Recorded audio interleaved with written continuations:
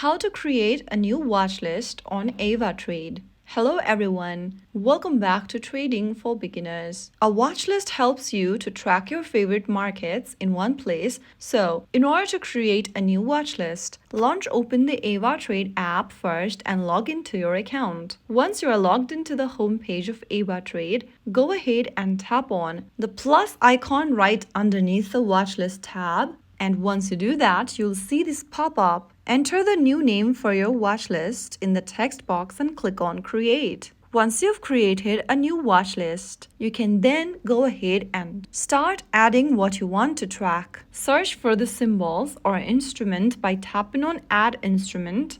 Now click the plus button at the top right and search for a new instrument or symbol in the text box. Once you search for the instrument in the search result, tap on the circle in front of the instrument you want to add. Repeat this step for every other instrument you want to add to your new watch list and tap on Add at the top right corner.